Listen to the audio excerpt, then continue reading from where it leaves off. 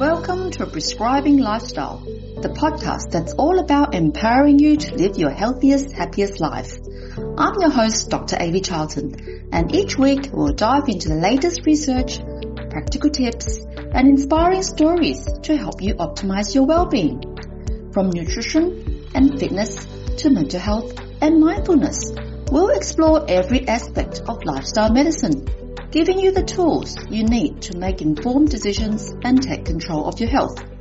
Whether you're looking into preventing disease, managing chronic conditions, or simply elevate your quality of life, Prescribing Lifestyle is here to guide you on your journey to wellness. So, sit back, relax, and get ready to embark on this transformative adventure towards a healthier, happier you. Let's dive in.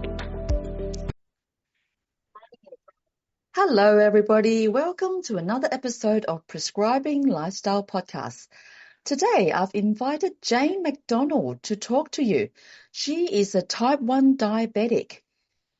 I'll let her introduce herself. She's an audiologist and she's discovered she was diagnosed as type 1 diabetic, and she's discovered low carb, and she's going to share her journey on how to do low carb with type 1, and she's had an amazing story. I've met her at Low Carb Down Under in Gold Coast almost 3 years ago now, and we've connected, and I'm amazed at how she controls her type 1 diabetes. And welcome, Jane. Welcome to my podcast. Thanks so much, Avi, for inviting me, and I'm really excited to talk to you today. Thank you. Thank you. Can you share with us your journey with type 1 and when you were diagnosed and what was your journey like? Yeah, sure. So I was diagnosed quite late in life, but apparently this is becoming more prevalent. So I was 35 and it was in my first pregnancy. So that was 25 years ago now. And yeah, I didn't realize when I was diagnosed that I actually had type 1. They hadn't told me that. I just assumed it must be gestational given that I was pregnant. But at the end of the last week of that pregnancy, when I said to the doctor, I'll be glad when all these injections and blood tests, etc., are over, he was like, well, why would it ever be over? And then I was told, no, you're actually type 1. So, but we've got a lot of family history of type 1 diabetes in our family. My older brother was diagnosed when he was about 13, and one of my sisters has two sons who are both late onset type 1s as well. They were both diagnosed in their late 30s or one actually on his 40th birthday. Wow. Yeah. And I think my dad's... Sorry. I was going to say, I think my dad's mum, if my dad was still alive, he'd be 100. Wow. And I think his mum must have at least had gestational diabetes because all her babies were 13 pounds or heavier. So, yeah. You didn't get very sick because a lot of type 1, when they get diagnosed, they get ketoacidosis. You weren't sick when you were diagnosed? No, I actually went to the doctor. I was living in Scotland when I was diagnosed. My husband's Scottish and I lived over there for 7 years, and both our daughters were born there. So I actually went to the GP early in my pregnancy and said, I think I might have diabetes. I'm really tired and I'm really thirsty, and there's a family history. Unfortunately, they organised a fasting blood test, not a glucose tolerance test or anything else like that. So it wasn't until later in my pregnancy that the midwife said, you've got a lot of sugar in your urine. I was like, thank you, because I'm pretty sure I'm diabetic. So sent off for a glucose tolerance test at the hospital, and then they phoned me at work and said, you better come over straight away. We're going to put you on insulin. And I felt so much better within, a couple of days. So wow. And what were your early years like when you had type 1? Really difficult. And I was thinking about this today, preparing for talking to you today. And, when people or friends found out I was diabetic, it was like, oh, you poor thing, you're going to have, needles every day. That's actually the least of it. Okay. It's like being diabetic, it's not just the needles and the blood tests. There are 42 factors that impact your blood sugar when you're a type 1 diabetic. So things that you can control, like how much sleep you get, how hydrated you are, what sort of food you eat, but some things that you can't control either. So, if you get an illness, it makes your blood sugar skyrocket. If you're stressed, it puts your blood sugar up. Different weather can impact your blood sugar differently. Caffeine, alcohol, hormones, which is really difficult for women because you can have different insulin needs depending on which week of your menstrual cycle you're at. The timing of your insulin, how long it takes to work versus what sort of food you're eating. And then, what type of food is it? How much protein are you eating, how much carbohydrate, how much fat. And so, if you just imagine juggling 42 balls at once, it's not possible.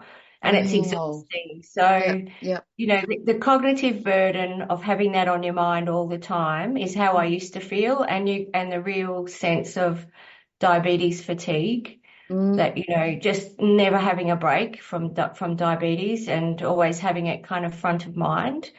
So I had 20 years of that. Wow, and you were a new mum as well. And I was a new mum. Yeah. New babies. Yes. This was and your no first family. baby. No, none of my family living in Scotland to support me. So, wow. My husband was very supportive, but it was a lot to grapple with. Yeah. Yeah. So 20 years you 20 years managing. Of that. Wow. And then, 18 years of that. And then I've had 6 years, after I discovered therapeutic carbohydrate restriction and Dr. Richard Bernstein's book. Yeah. And when I was living the sort of standard of care that I was under back then, which is still what diabetics are advised, how they're advised to live now. Yeah.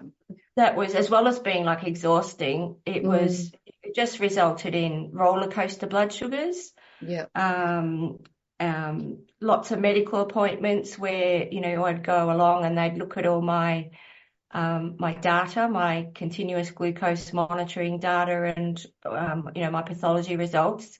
Yeah. And that was just, I felt like a failure because I'd done my best. I'd done everything I was told to do. I'd eaten what I was told to eat.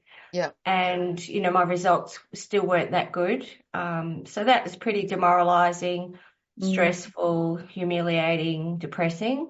Yeah. And I just don't feel like that anymore. Now, thankfully, I was advised to watch a Low Carb Down Under video by Dr. Troy Stapleton. Is that how you discovered low carb back then, 6 years ago? Okay. Yeah. So Troy's a radiologist who lives in Queensland, and he is also a type 1 diabetic. So he gave a talk at Low Carb Down Under 1 year, and I watched the video of that. And he talks in that about low carb or therapeutic carbohydrate restriction, plus Dr. Richard Bernstein's methods of managing, insulin regime for low carb food as well. Yeah. And that just made perfect sense. So, did you just stumble on that? Yeah, YouTube absolutely. Video? So actually my sister, who ended up having her 2 sons later diagnosed as type 1, one of her ex-neighbours came to visit, and he was a type 1, and he looked he looked really healthy, and had obviously lost a lot of weight and just seemed a lot happier. And it was he who told my sister to tell me to watch this Troy's video. So I did watch that, and I went along to my endocrinologist at the time to say that I'd heard about this approach and what did he think. And he said, yep, give it a go. All my patients who have tried it have done pretty well. Okay. But it won't be sustainable. So I thought, well, that's okay. I'll give it a go and see how I get on. Okay, great. And, 3 months later, I went back and I'd lost 14 kilos without trying. And that was the weight that I'd slowly put on over the 20 years of being on insulin. Yeah. And my 3 monthly average blood sugar, my hemoglobin A1C was had gone into the non-diabetic range, and I was only needing half the amount of insulin I'd been on before. Wow. So, and plus all the other benefits that you know about, with low carb, reducing inflammation and all the rest of it. Tell us what benefits you've had. So, as well as going from, I guess I had general health benefits where, I just suddenly had so much more energy. I didn't have the inflammation that I'd had. I'd had 2 frozen shoulders and had surgery on one, and then that was beginning to recur, which apparently can happen with type 1 diabetics. So that was really painful, and that disappeared. I used to get seborrheic dermatitis on my face. That disappeared. I just had, no more brain fog, clearer thoughts, better mood, better sleep. Just felt a lot better. I had way more energy. And let alone the specific diabetes management benefits as well. So best thing I ever found was That's that amazing. video and book. So what was your HbA1c before and after? It was 6.8 before. And then 3 months later it was 5.3. And then the next one I had 6 months after that was 5.4. And I had one a couple of weeks ago and it was 5.6, which is still in the non-diabetic range, using half the amount of insulin. So great. So you're not injecting much insulin? Luckily I'm very insulin sensitive, so I only take about 20 units a day, 18 to 20 units. I've been using insulin pumps for 18 years, and I've just recently started with the Omnipod tubeless insulin pumps, so I'm enjoying those without having the tubing. But I just find it astounding that, some of the doctors that I've seen that have seen my before and after pathology and my before and after continuous glucose monitor results, etc., just the lack of curiosity or institutional inertia kind of thing that, I don't know why. If this was a pill, people would be like clambering to tell everybody to take the pill. And really all I've changed is, I can't metabolize carbohydrate, and I don't understand why the current standard of care for type 1 diabetics is to eat a lot of carbohydrate and take a lot of insulin. And all that happens then is that you have a roller coaster blood sugar, you have hypoglycemia that comes out of nowhere, and you feel awful, and it's embarrassing when it happens at work because you suddenly, can't think straight, you're slurring, you can't see very well, you feel really shaky, awful. I don't have any of that anymore. And all I've done is just cut out the very food that my body can't metabolize because it can't make insulin to match naturally what happens when you eat carbohydrate. All I do is eat real whole food. I've cut out that ultra processed food. It's not brain surgery. It's just basic knowledge. It's crazy. I totally agree with you. I don't see why more doctors can't understand it. It's a bit like, they don't tell someone with a nut allergy, just eat lots of nuts and take adrenaline. I don't see why this is any different. I can't metabolize carbohydrate, so restrict it. And then I'm so much better and so much, feel so much more healthy and happy and a better quality of life. Yeah, absolutely. Have you found this lifestyle hard? Did you think it was difficult to sustain? Initially, I found it a little bit challenging just because I was used to eating, or the standard Australian diet, lots of carbohydrates and I never really had sugar or sugary drinks. But I ate bread, I ate pasta, I ate potatoes, I ate rice because that's what I was told to do. By the dietitians, choose your carbohydrate and then add the protein. Yeah. and the Yeah. vegetables. So, Okay. and I guess with understanding through Dr. Bernstein's book, The Diabetes Solution, which ironically he wrote 27 years ago, mate. This Mm. knowledge was there when I was diagnosed. So I'm struggle not to be a bit miffed or annoyed about that. But Yeah. you know, he if you read that book, you learn how to dose your insulin for protein. I Yeah. didn't realize that that interaction between glycogen and well, the hormones anyway that control your blood sugar, that when you eat protein through gluconeogenesis, your blood sugar will go up several hours later. And Yeah. once I read that in the book, it was like, well, now I understand. And now I know to take more insulin, however many hours later. And then when I read the book, I learned that, a fatty meal can make you insulin resistant. So I might need more insulin if I'm having, cheese sauce with my cauliflower. So, Okay. this is kind of basic knowledge. And I don't understand why type 1 diabetics aren't taught this when they're diagnosed, because Yeah. without this knowledge, you're just being set up to fail. Yeah. Yeah. So for our listeners, Dr. Bernstein is actually a type 1 diabetic himself, and he became a doctor because he wanted to learn about diabetes, and he controlled his type 1 diabetes with low carb diet and wrote books. And I listened to his talk a few years ago, and he's quite old now, and it's quite amazing how he's managed type 1 and longevity and control type 1 with low carb diet. How old do you think he is, He's Jane? 90. He's Oh my 90 God. now. So Wow. if you can look up Dr. Bernstein's 90th birthday on YouTube, Okay. and 60 of us sent in a 1-minute video thanking him for what he's done to us and wishing him a happy 90th birthday. That's So amazing. you'll see me in the middle of that. Okay, But great. he was an engineer, amazing man. He was an engineer. He was diagnosed with type 1 as a child, and had all the struggles. And back then as well, technology wasn't there and medications weren't as good as they are now. So he would have struggled a lot. But he became an engineer, and through his engineering and data-driven brain, he figured out what was wrong, and Mm-hmm.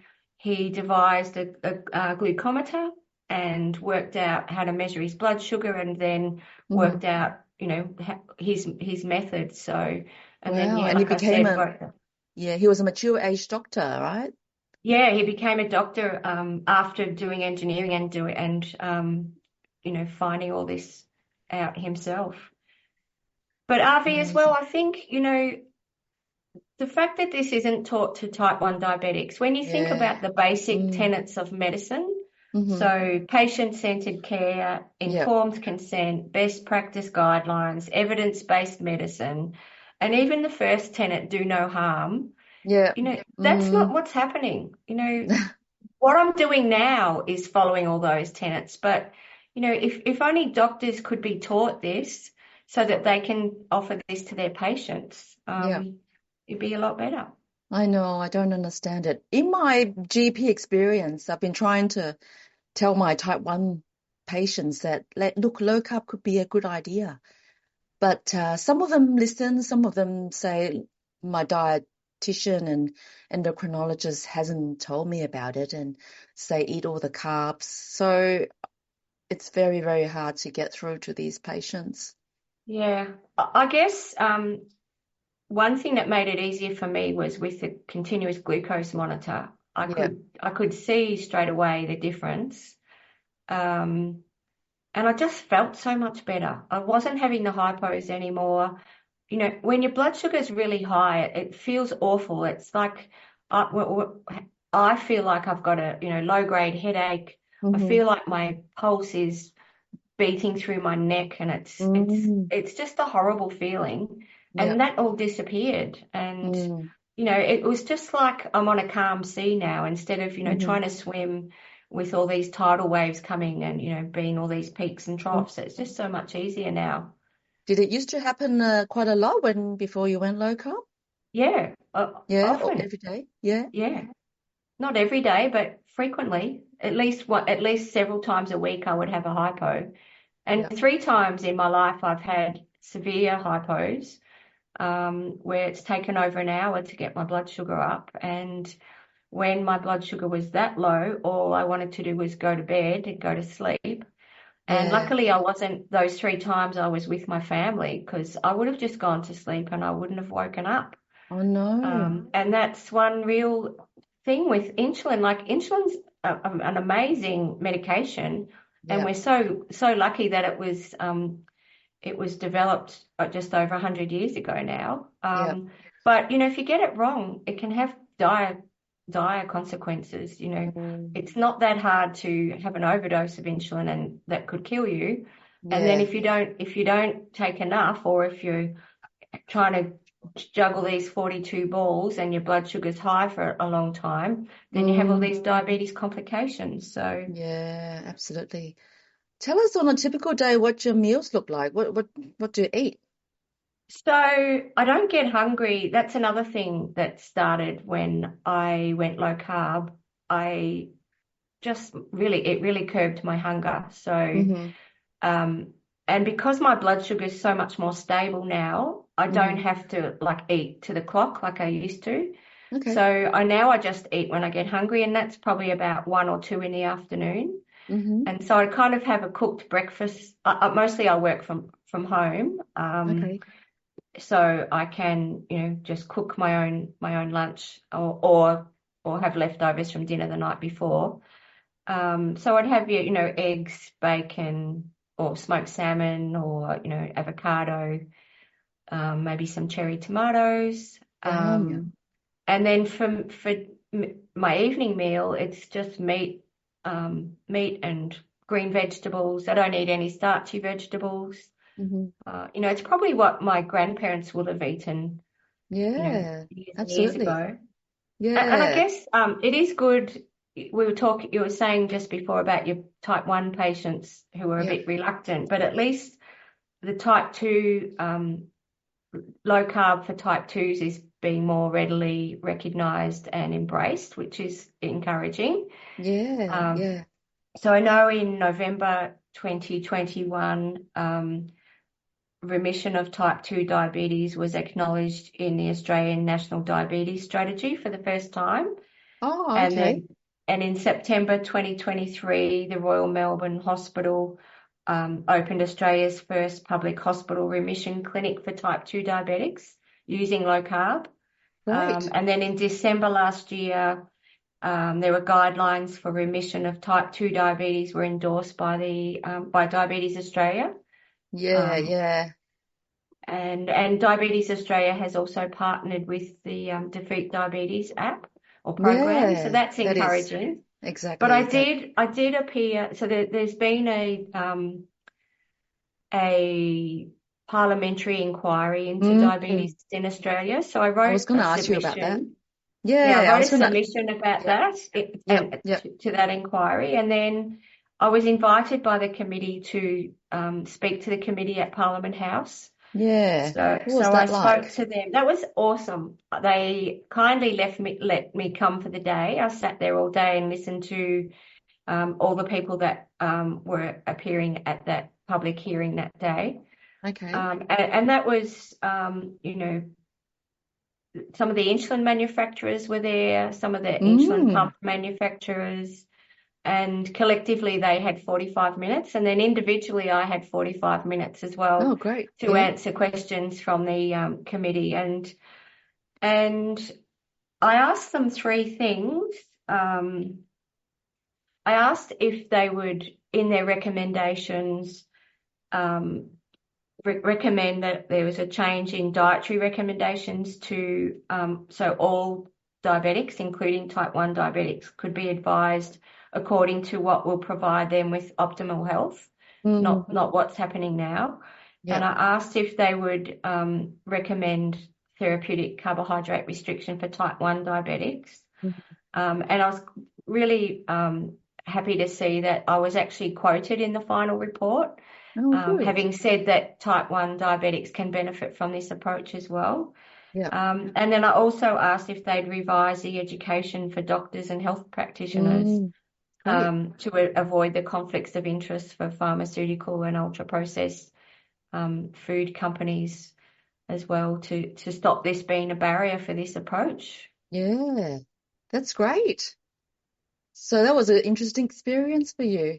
It was. I thoroughly enjoyed it, and the chair, Dr. Mike Freelander, as well as being a parliamentarian, is also a pediatrician.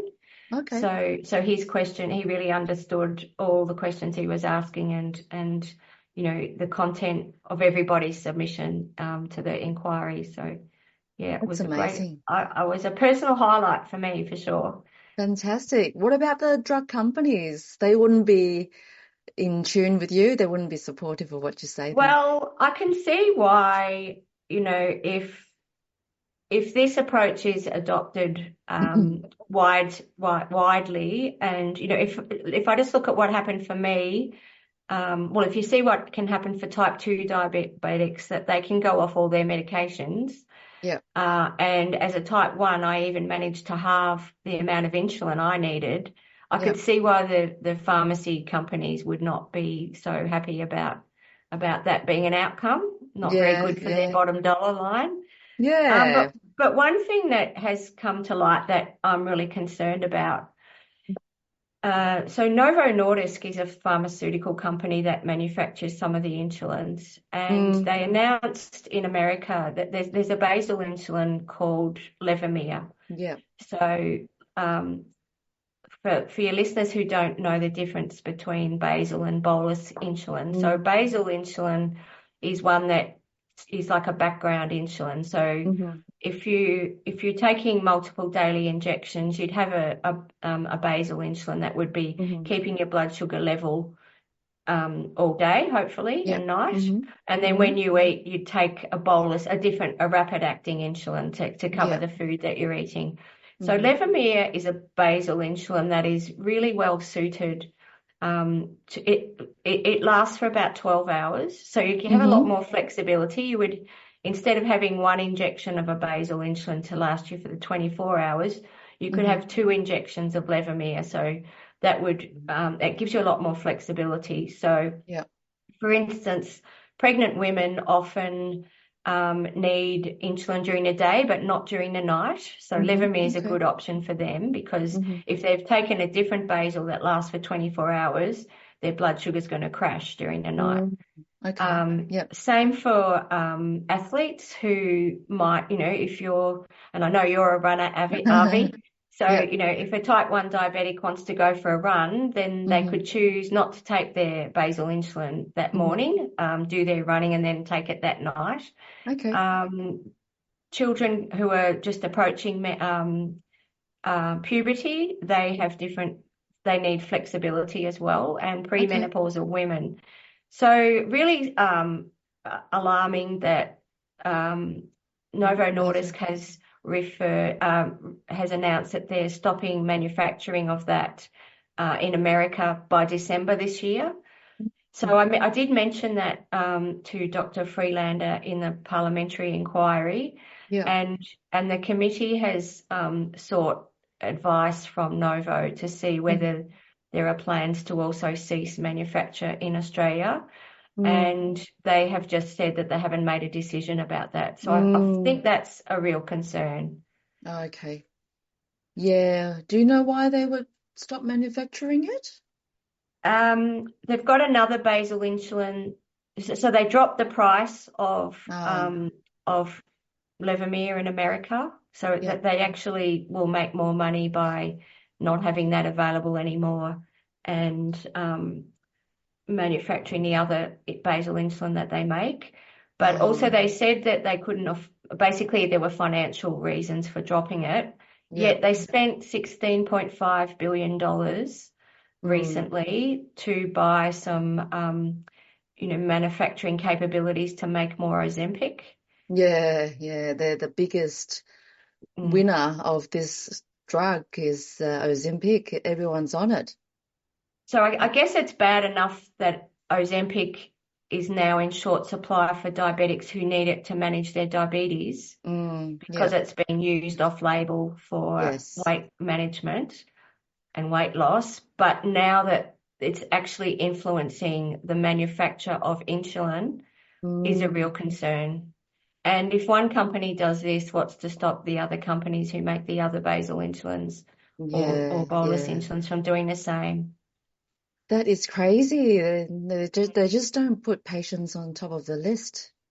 Well, you would have thought there should be some degree of community service obligation. It's not all Yeah. just to find. I understand they're a company and they need to be financially viable, but they are worth more than the Danish economy. So, they've got a lot of money.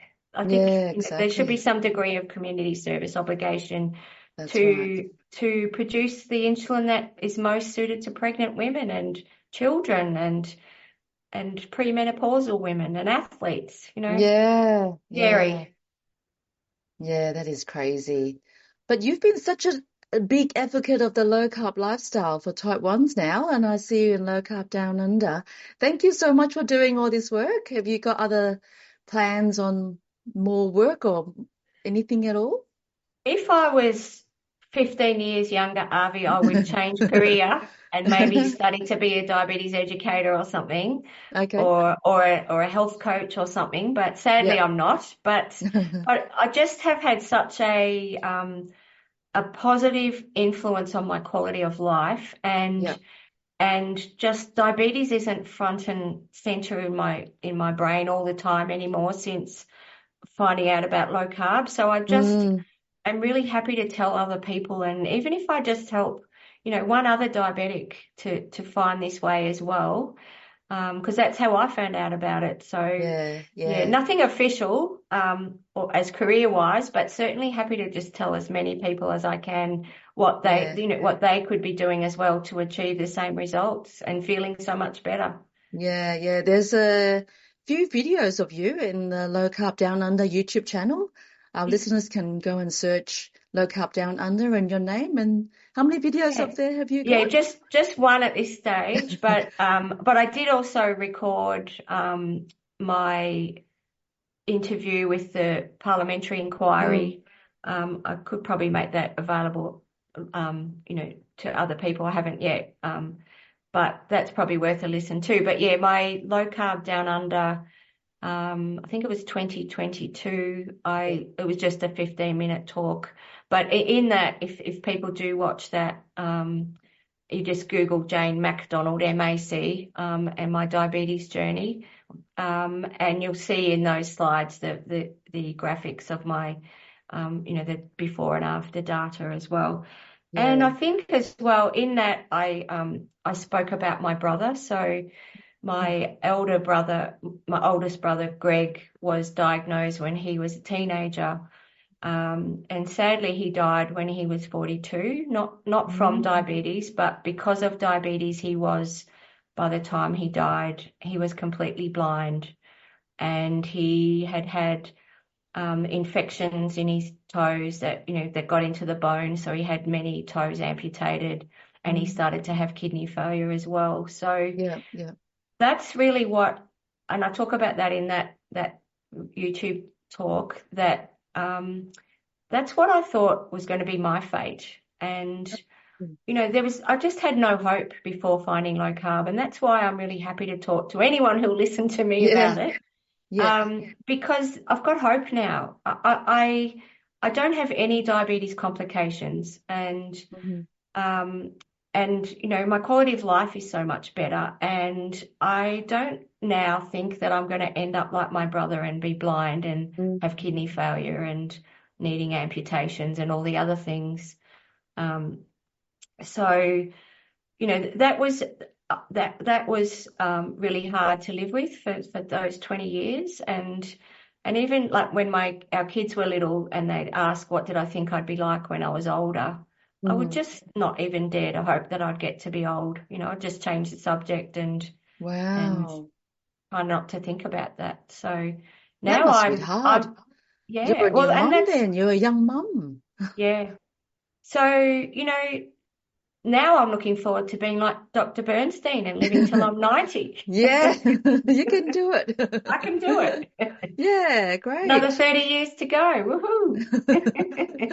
That is amazing. That is awesome. I'm so inspired. But I'd also, Avi, like to thank you for doctors like you who are embracing this knowledge and sharing it with your patients. Mm-hmm. It's getting easier, but I know it hasn't always been easy for doctors like you. And I really enjoy going to the low carb conferences, and there's a real sense of collaboration and camaraderie and support, and just meeting some of the really inspiring doctors like yourself, like the Australasian Metabolic Health Group as well. Yeah. And talking to doctors who were feeling pretty dispirited that, they weren't really helping. They were doing their best, but, just putting patients on more and more medications. And now having discovered this general health improvement by something that's so simple, and how energized and motivated they are. And, some of the ones that I speak to who were going to be considering retirement are now like, no, I've got lots of people to help. Yeah, absolutely. This journey has been so rewarding for me. I've changed a lot of people's life, and even if I didn't change it, hearing your story, I'm inspired by all these different stories that people bring to me. So I'm having an amazing life as well, just listening to stories. It's great. And even some of those other low carb down under videos, I've watched probably all of them now, and learned a lot of stuff. So, once I watched Dr. David Unwin's video, when you think of the type 1 diabetic, carbohydrates are long chains of glucose molecules. Yeah.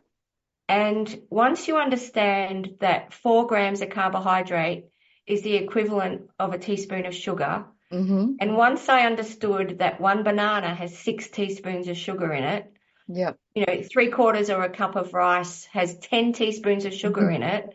Now I understand why I was failing. And once you know that, you can read food labels and avoid that. I can buy low carb bread now, so I can still have toast and, my toast and Vegemite and what have you. But have a low carb option, and it's so much more healthy. Yeah, absolutely. That is great. That is amazing. Thank you so much for sharing your journey, Jane. Well, thank you for inviting me, and hopefully anybody that listens to this, that they will know, and they too can have the improved health and the more hope of a longer, healthier life as a type 1 diabetic. So Great. Thank you, Avi. Yeah, thank you for coming on. How can people contact you if they wish to? Good question. I do have an email address, and off the top of my head, I've forgotten what that is. I will let you know. Will you welcome people to contact you if they've got any questions? Yeah, sure. And watch my, like we said, watch that YouTube lecture that they can see the before and after. Yeah. I'll link it in the show notes. Yeah, great. And I'll give you my email address so you can link that as well. Sure, no problem. I've just started a new email address, a Gmail address. Okay. No problem. That's okay. Fantastic. Thank you again, Jane. And for all our listeners, thank you for tuning in to this episode of Prescribing Lifestyle about type 1 diabetes and low carb. Thank you, everybody. Bye. Thanks, Avi. Thanks, Jane. Thank you for tuning in to another episode of Prescribing Lifestyle Podcast. Before we wrap up, I have an exciting news to share. I have a new ebook called Low Carb Made Easy. It's now available. This guide is perfect for anyone looking to dive into the low carb lifestyle. Inside, you'll find the basic theory behind low carb eating, a detailed food list, practical meal plan, and a variety of delicious recipes. It's designed to make a journey to better health easier, simpler, and enjoyable. For those who prefer a hard copy, head over to my website and register your interest using the link provided. My website is www.mlcclinic.com.au. Head to online store. Remember, the information shared in this podcast, it's for educational purposes only and not proper medical advice. Always consult your medical professional before making any changes to your lifestyle and diet, or you can come and see me in Melbourne Low Carb Clinic. If you enjoyed this episode, don't forget to subscribe, leave a review, and stay connected with us on social media. Your feedback will help us improve and reach more listeners. Lastly, if you found this episode helpful, please share it with your friends and family. Together, we can make a positive impact to our health and our communities. Thanks again for listening, and as always, stay healthy and happy. Until next time.